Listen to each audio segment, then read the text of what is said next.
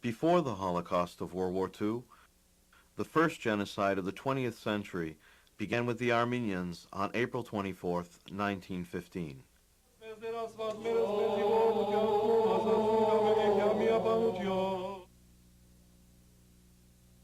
Each year, on April 24th, Armenians around the world commemorate genocide, the massacre of more than 1.5 million of their people.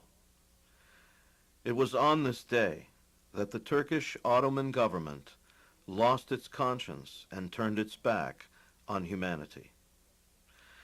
It was organized to ethnically cleanse the occupied area of Western Armenia. A survivor's reflection on this day. I think it's renewal of the Turks and the Armenians.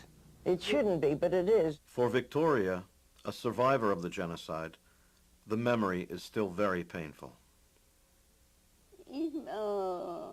Turks were terrible people.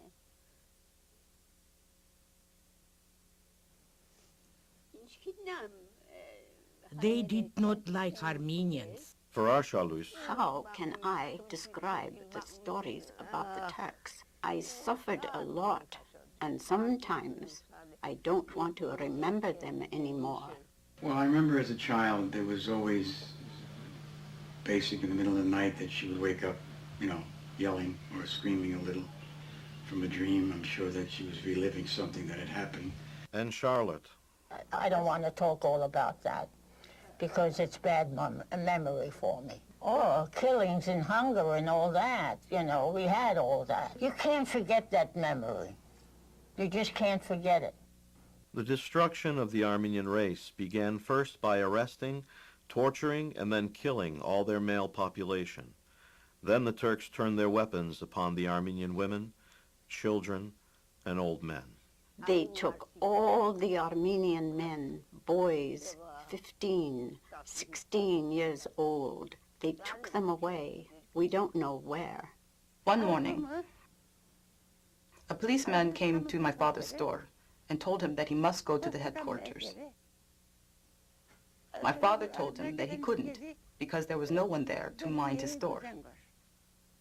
But the officer told him that it was okay just to leave everything and follow him to the headquarters. So he took my father straight to jail. They took my father to prison and killed him there. I have his last letter.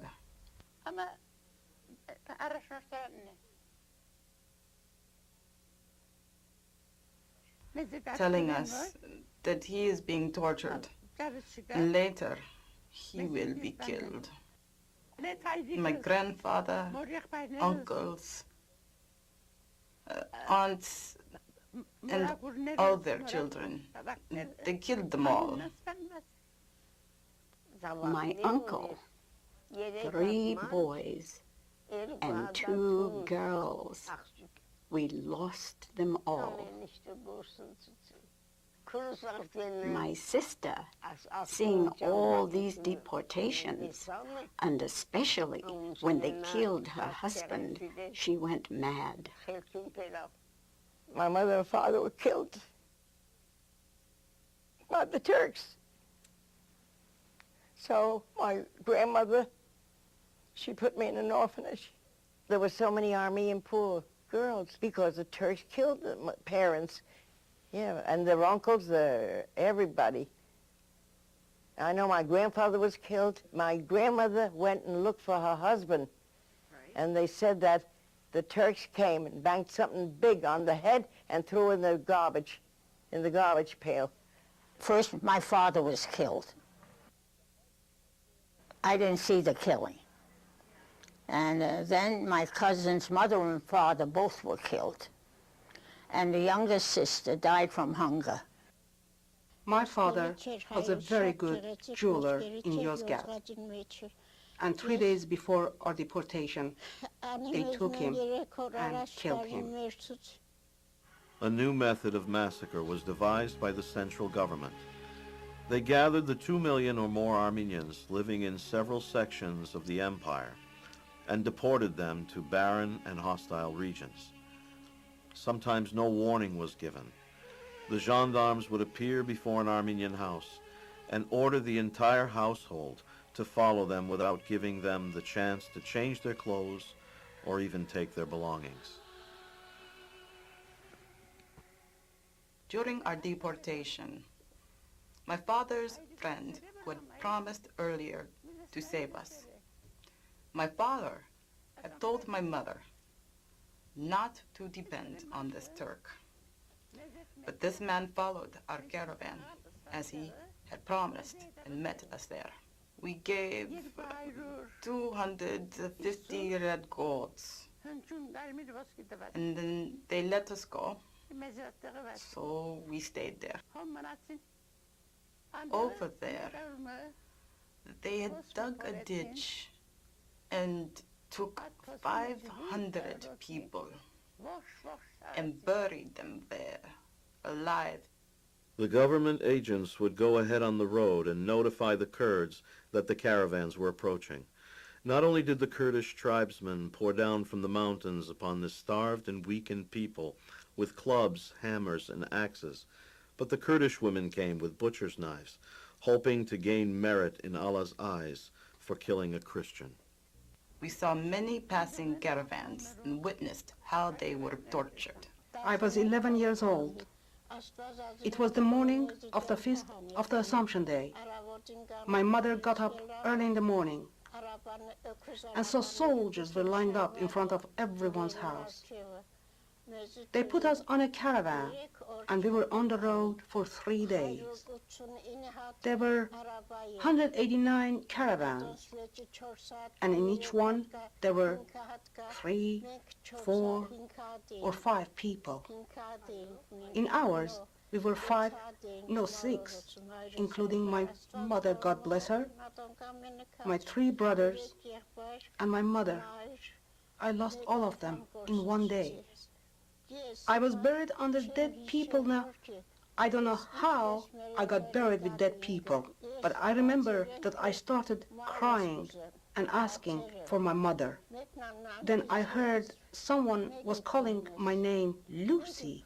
He told me, don't scream or make any noise, because if they find out that you're still alive, they will butcher you. I am Andranik, your godmother's son. I will save you from there. I stayed buried under the dead people with blood all over me until it became dark. After dark, the poor guy, with such struggle, pulled me up. Only my head was up above. The rest of my body was underneath the dead bodies. He told me, Lucy, we must walk and try to look for some light. So we began walking in the dark, and we came to a hill, and up above it, we saw a flickering light. As I looked up to the light, I noticed that the sky had turned completely red, resembling the dripping blood of so many slaughtered people around us. Oh God, Andranik, I said, look at the sky, how red it has turned. He looked up and said, Lucy, God is showing his miracle. We worked, we had business. The Turks didn't have any business or work. They just stole. They threw all of us out and they took everything from us. Our money, business, homes. We lost everything. Everything is gone. Not even one house was left. They threw us out, and then they destroyed all our homes. All those millionaires, everything was taken. All was lost in years' gap. My sister was teacher, 70 years old. She received a letter from the government saying, tomorrow morning you're coming to the certain place. From there, they were thrown deep sea, you know. When they throw the animals and everything, they were going to throw all the people in Üsküdar, I mean, Turkey. I was 30 years old. It was my graduation year, and suddenly all teachers disappeared. Teachers, and they never came back. They were carried away, they never came back. The government was no good. They changed it. It's not anymore the same. They stole beautiful Armenian women and forced them into their harems, and kidnapped girls right in front of their mothers, and their relatives had no right to protest. I was 10 years old when the Turks took me away from my mother.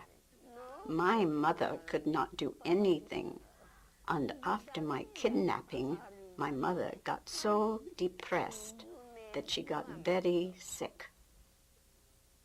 I was maybe 8, my cousin was 9, and her sister was 4. So the older one, the Turks took her away from us. We didn't know where they took her. We couldn't get her. Finally, we heard that she was in another home, you know, another Turk. They didn't have any children. They really wanted to adopt her. That was my cousin's older sister. And when she was gone, she died from wanting her sister and hunger. My beautiful sister, she was married.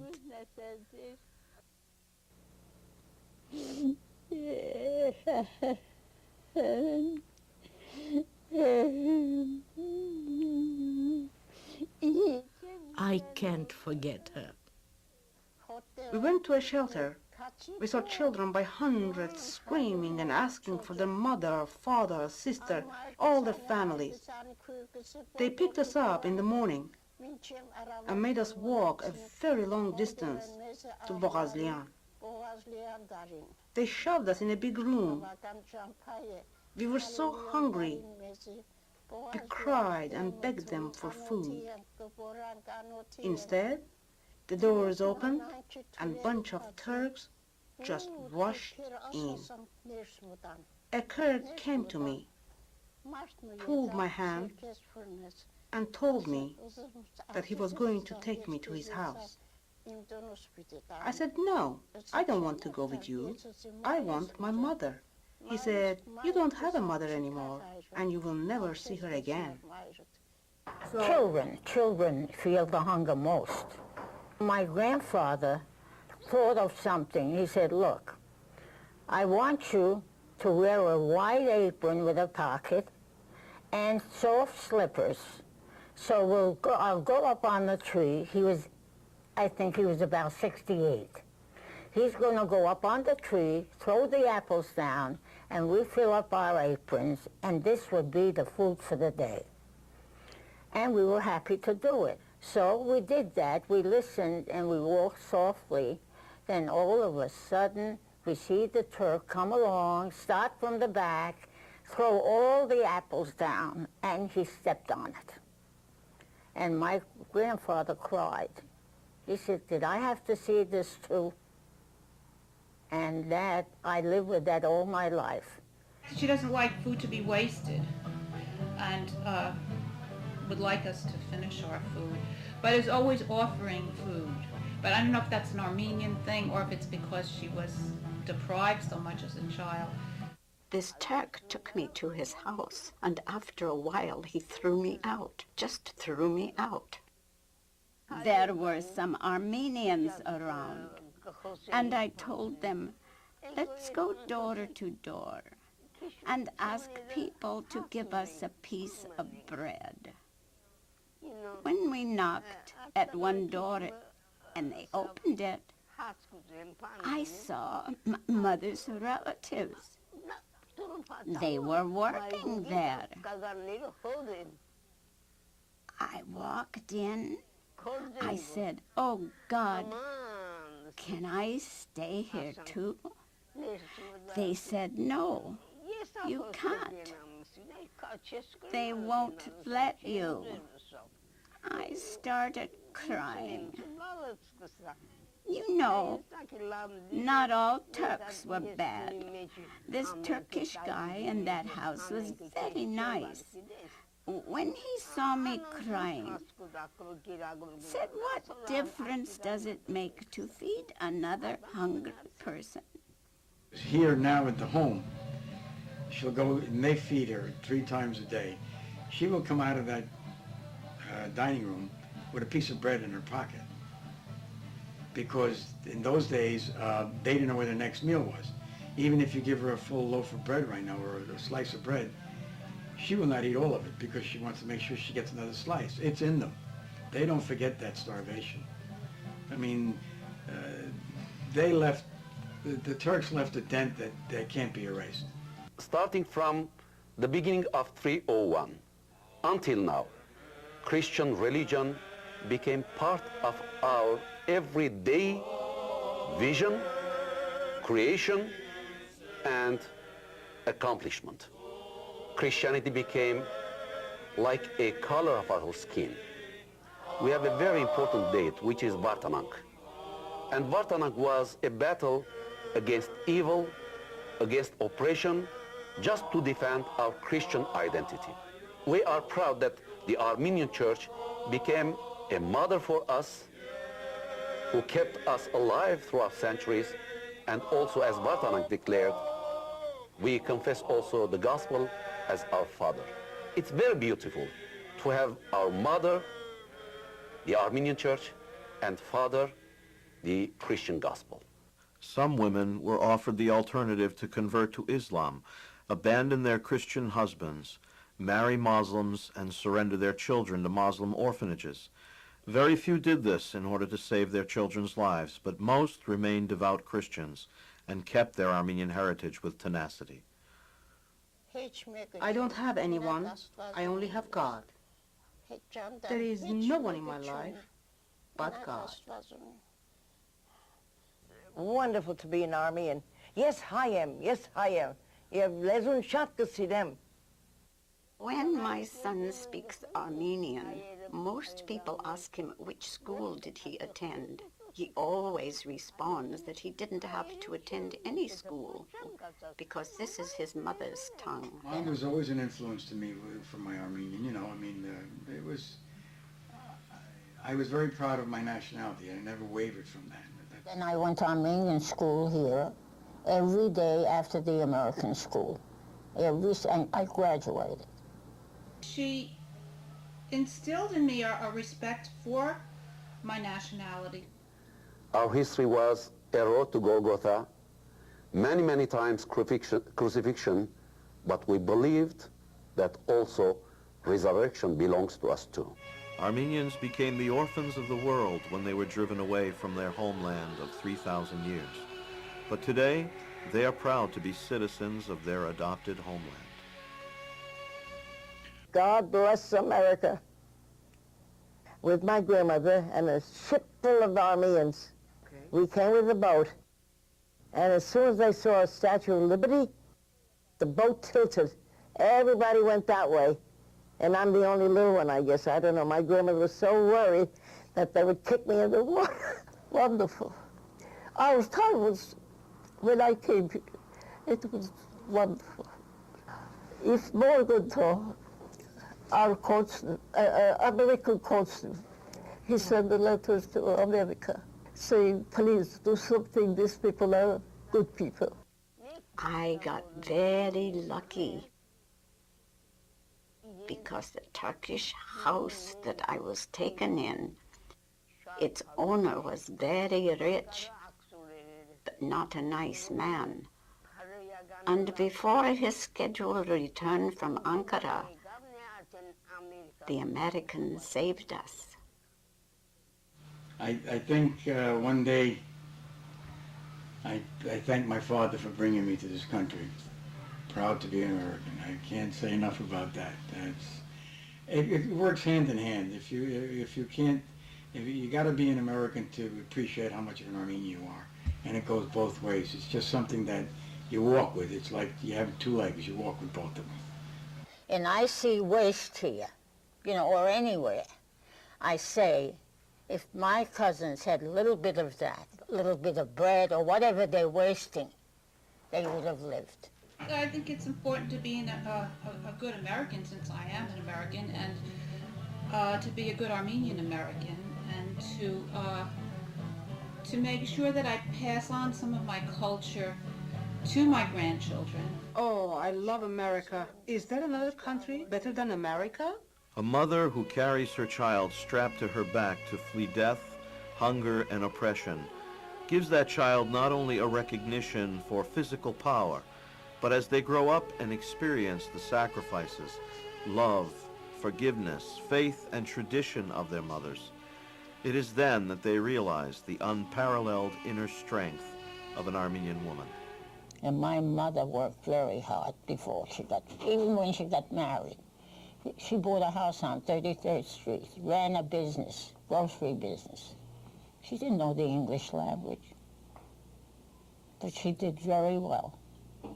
But she wanted me to have both parents. That's why she got married. I've been pretty strong because I lost my husband 22 years ago. And I'm living, and I raised 3 beautiful children with college education and everything.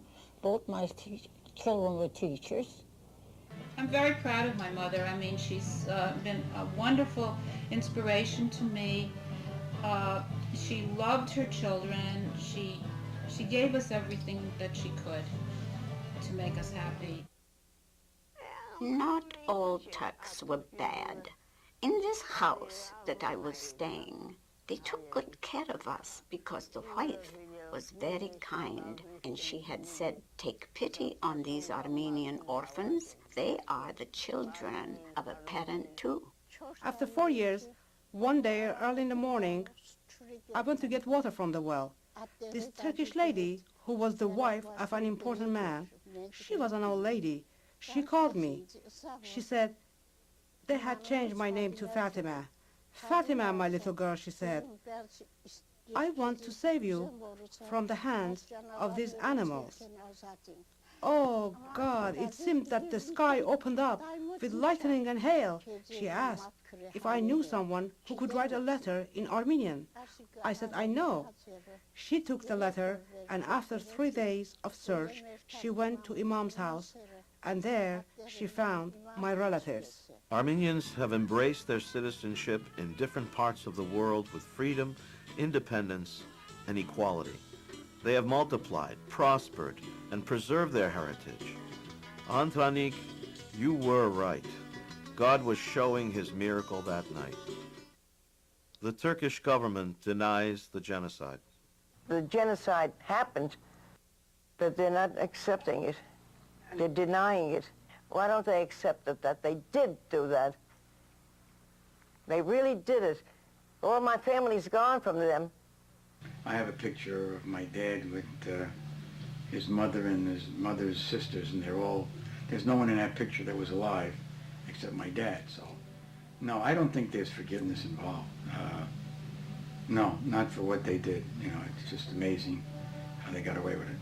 This I especially remember because I wear a cross when I go to church, the Armenian cross, and my mother will not wear a cross to this day because as a child, when she had a cross on, and Turks tore it from her neck, just ripped it off her neck, and she was so frightened that she never ever wanted to wear a cross again. She talks about the Turks who abused her, but she doesn't talk about the Turks today. My mother is forgiving, and I respect that more than to hold this anger about something that happened a long time ago, and it does not necessarily mean that every Turk is bad. I have a cousin in Chicago who finally went to where my parents came from, Sivas, and she went there because she has an uncle who described certain places, and she went, and she was able to go see it. There's nothing there, there's nothing there, so there's nothing to talk about, there's nothing to remember. I mean, that's a page in history, that's it. They didn't look back. I have 6 grandchildren and 3 great-grandchildren. They say, Grandma, where did you grow? Who are your parents? How are you over there? They love to hear this story. They all love it. And each year on April 24th, Charlotte's and many other survivors' children would tell their great-grandchildren about their ancestors, because even one page in history cannot be denied. Der Wurm, ja, der Wurm, ja, der Wurm, ja.